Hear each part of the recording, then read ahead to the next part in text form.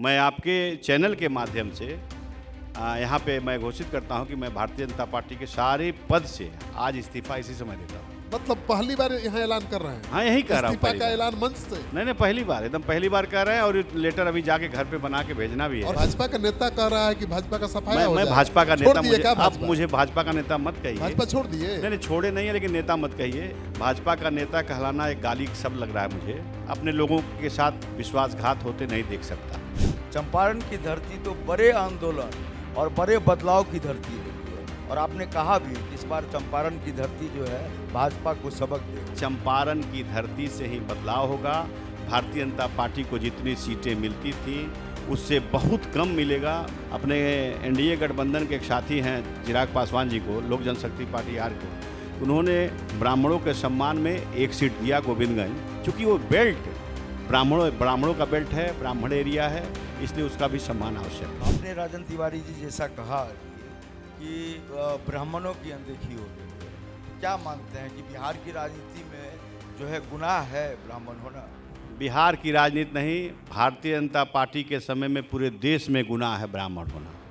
हमें तो बड़ा अजीब सा लगा कि आप हमारे मंच पर भाजपा से आपको एक बात बता दूं, ब्राह्मण सिर्फ वोट देना सिर्फ जान रहा है। भारतीय जनता पार्टी कहती है क्या कि मेरे पॉकेट के गुलाम हैं, कहाँ जाएंगे? नरेंद्र मोदी में अभी भी आस्था है? नहीं, नरेंद्र, देखिए मैं क्या बता, ये लोकसभा का चुनाव नहीं है, असेंबली का चुनाव है और बिहार एक बदलाव के रूप में देख रही है बिहार का इस चुनाव।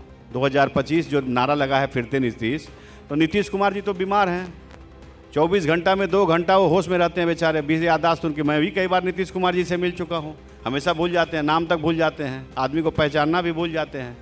तो नीतीश कुमार जी की मेमोरी अब काम नहीं कर रही है। राजनीति में अब बदलाव चाहिए।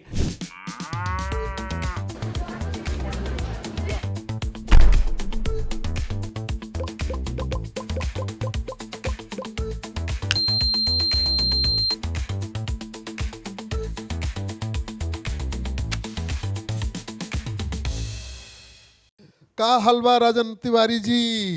बहुत बढ़िया, बहुत ठीक बा।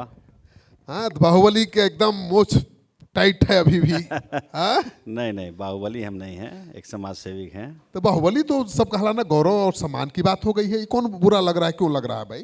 तो बाहुबली आप थोड़ी ना कहिएगा, जनता ने कहती है। हाँ, जनता कहती है, इसीलिए हम कह रहे हैं।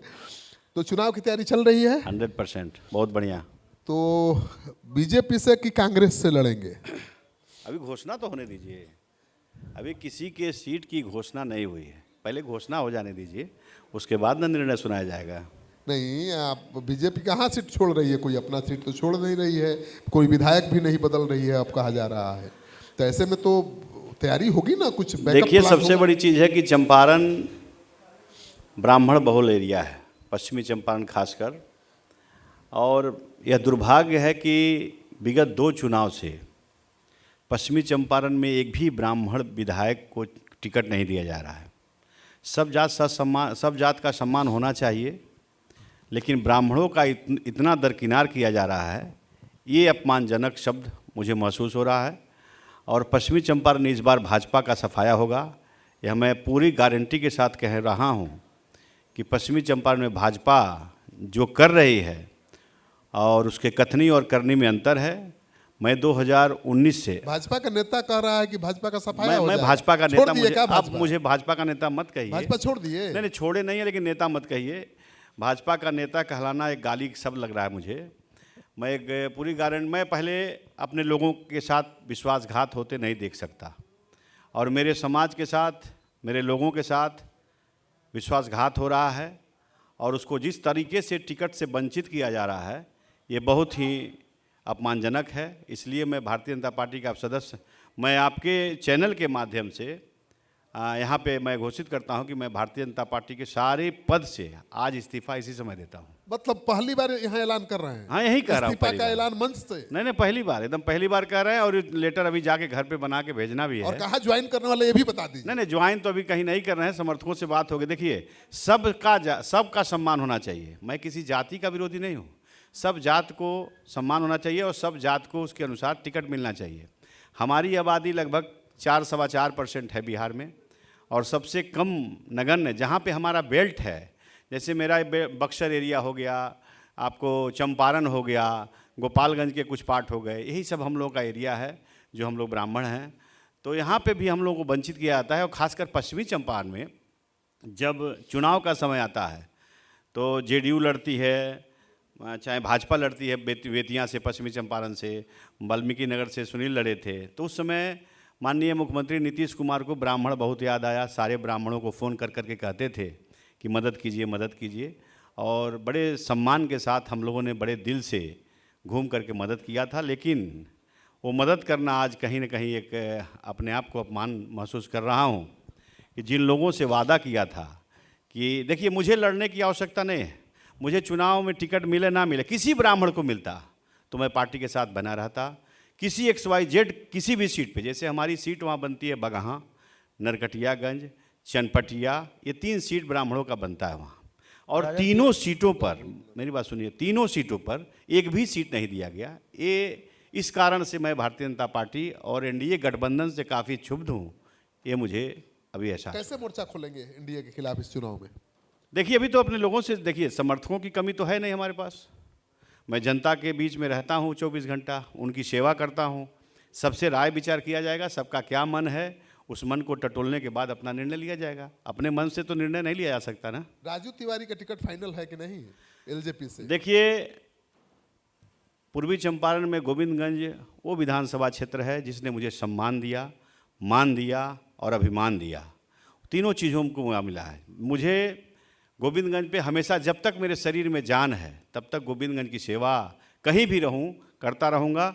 और जहाँ तक राजू तिवारी की बात है तो वहाँ पे टिकट नहीं भी मिलता तो भी हमारा परिवार चुनाव लड़ता।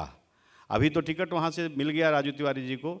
ये मैं एनडीए गठबंधन के घटक दल चिराग पासवान जी को मैं बहुत बधाई देता हूँ, धन्यवाद देता हूँ कि कम से कम अपने प्रदेश अध्यक्ष को उन्होंने टिकट दिया। और वो गोविंदगंज जहाँ से हमारा मान सम्मान और स्वाभिमान सब है, उस जगह से दिया। काफ़ी मेरा चिंता का विषय तो था बीच में। संजय जायसवाल जी की आपने काफ़ी मदद की थी चुनाव में और वो आपका साथ भी दे रहे थे, कहा जा रहा था, लेकिन टिकट काट कौन दिया? देखिए संजय जायसवाल हो या कोई हो, टिकट तो शीर्ष नेतृत्व तय करती है।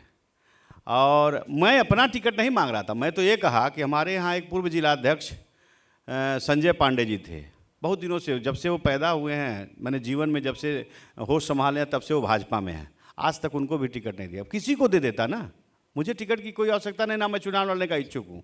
आपने राजन तिवारी जी जैसा कहा अभी कि ब्राह्मणों की अनदेखी हो रही है, तो क्या मानते हैं कि बिहार की राजनीति में जो है गुनाह है ब्राह्मण होना? बिहार की राजनीति नहीं, भारतीय जनता पार्टी के समय में पूरे देश में गुनाह है ब्राह्मण होना।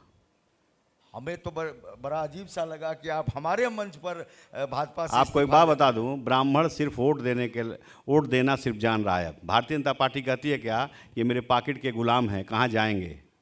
तो जब तक अपनी ताकत का एहसास आप नहीं दिखाओगे, जिस ताकत की बदौलत भारतीय जनता पार्टी खड़ी हुई, जिस ब्राह्मण के वजूद की वजह से भारतीय जनता पार्टी में पहचान उसका हुआ, आज भारतीय जनता पार्टी ही ब्राह्मणों का अपमान और ब्राह्मणों को छोड़ते चली जा रही है। तो आखिर आपने इस पार्टी का चयन क्यों किया था? नहीं, चयन देखिए क्या होता है, क्या है, कभी कभी हम लोग चयन करना था। भारतीय जनता पार्टी 14 में जब नरेंद्र मोदी जी आए तो लगा कि देश में अच्छा काम करेंगे और कर भी रहे हैं, ऐसा नहीं है। लेकिन शीर्ष नेतृत्व को गुमराह करके ब्राह्मणों की अनदेखी हर जगह कराई जा रही है। अब उनको क्या मालूम कि विधानसभा इस क्षेत्र में किसको लड़ाना चाहिए? जो नीचे से फीडबैक जाता है उसी के अनुसार टिकट मिलता है। लेकिन कुछ दलाल किस्म के नेता, जिसको जनता चाहती है, जिसको जनता पसंद करती है, उसको वो चुनाव लड़ने नहीं देना चाहते। तो आप तो सीधे सीधे बिहार के बीजेपी नेताओं हाँ पर बिल्कुल, मैं कह रहा हूँ, बड़े खुले मन से कह रहा हूँ कि बिहार के बीजेपी के नेता थोड़ी ना, वो तो दलाल हैं, डायरेक्ट बोलता हूँ। नरेंद्र मोदी में अभी भी आस्था है? नहीं, नरेंद्र, देखिए मैं क्या बोला, ये लोकसभा का चुनाव नहीं है, असेंबली का चुनाव है। और बिहार एक बदलाव के रूप में देख रही है बिहार का इस चुनाव। 2025 जो नारा लगा है फिरते नीतीश, तो नीतीश कुमार जी तो बीमार हैं, 24 घंटा में 2 घंटा वो होश में रहते हैं बेचारे। 20 याददाश्त उनकी, मैं भी कई बार नीतीश कुमार जी से मिल चुका हूँ, हमेशा भूल जाते हैं, नाम तक भूल जाते हैं, आदमी को पहचानना भी भूल जाते हैं। तो नीतीश कुमार जी की मेमोरी अब काम नहीं कर रही है। राजनीति में अब बदलाव चाहिए। जहाँ तक आप बात करते हैं बदलाव की, देखिए बदलाव नहीं होगा। हर वो राज्य विकास करता है जिस राज्य में हर 5 वर्ष पे मुख्यमंत्री बदल जाती है, तब ना लोगों को पता चलता है कि इसके कार्यकाल का क्या हुआ, उसके कार्यकाल का क्या हुआ। तो आदमी को हमेशा बदलाव करते रहना चाहिए और नेता का अच्छा हमेशा चयन करते रहना चाहिए। तो क्या राजन तिवारी ये मान रहे हैं कि बिहार में राजनीति का संक्रमण काल चल रहा है? ये तो हम कैसे कर सकते हैं। अब देखिए 6 तारीख को पहले चरण का चुनाव है, दूसरे चरण को 11 और 14 को जजमेंट आएगा, पता चल जाएगा। इस बार टिकट का वितरण सब हो जाने दीजिए तो आपको पता चल जाएगा कि टिकट, देखिए रेवड़ियाँ, चुनाव के पहले रेवड़ियाँ बांटने से वोट नहीं होता है। चुनाव आया तो लगातार इन लोगों को वृद्धा पेंशन याद आ गया, चुनाव आया तो 10-10 हज़ार लोगों को लोन दिया गया। ये सब चुनाव का हथकंडा है और वोट लेने का एक अपरोक्ष या परोक्ष रूप से रिश्वत है। इसको जनता समझती है और जनता अगर देना ही था, जीविका दीदी को जैसे 10-10 हज़ार रुपया मिला सबको काम करने के लिए, तो पूरा देश में एक साथ देती। भारतीय जनता पार्टी की सरकार है, भारतवर्ष के हर प्रदेशों में यह लागू होता तो मैं समझता है। तो चुनाव का रेवड़ी है ना। दिल्ली का चुनाव मैं देखा हूँ, मैं भारतीय जनता पार्टी का सदस्य होने के नाते दिल्ली में मैं कई विधानसभा क्षेत्रों में घूमा। जितनी रेवड़ियाँ बांटी गई, लोगों ने कहा कि ये झुग्गी झोपड़ी आपके पास है, ये तोड़ी नहीं जाएगी, इस पर पक्का मकान करके सबको दिया जाएगा, लेकिन सब झुग्गी झोपड़ी गरीबों की तोड़ी जा रही है। राजन तिवारी को पूरा बिहार जानता है, क्या जरूरत है किसी पार्टी की टिकट की? आप तो निर्दलीय भी चुनाव लड़ेंगे तो जीत जाएंगे। नहीं, निर्दलीय जीता भी हूँ मैं, किसी पार्टी का मैंने सिंबल लेकर चुनाव नहीं लड़ा था और चुनाव जीता भी हूँ। इसलिए मैं यह बात आपसे एक दावे के साथ कहता हूँ कि निर्दलीय चुनाव लड़ना, अगर कभी कोई पार्टी नहीं टिकट देती है, किसी के पास मान लग जाते, दो ही दल है, एक एनडीए एक यूपीए। अब जिसकी विचारधारा हमसे मेल खाएगी उस विचारधारा से वो लोग हमको बुलाएंगे, अगर नहीं बुलाएंगे तो स्वतंत्र रूप से चुनाव लड़ूंगा, निश्चित लड़ूंगा। अच्छा, बाहुबली का तो ठप्पा पर लगा हुआ है। तो बाहुबली तो बजरंग बली है, कई बार मैं कहा हूँ चैनलों के माध्यम से। जब बजरंग बली से बड़ा कोई बाहुबली है क्या? देखिए, जिसके पास मसल पावर है, जिसके पास पैसा है और जिसके पास नहीं, ना मेरे पास पैसा है ना मसल पावर है। मैं तो जनता के बल पे बाहुबली हूँ और जनबली हूँ। जनबली तो हैं ही आप, तो लेकिन गन पावर भी है आपके साथ। क्या उम्मीद करें कि चुनाव में इस बार आप चुनाव तो लड़ेंगे ही, कितने क्षेत्र को राजन तिवारी प्रभावित करेंगे?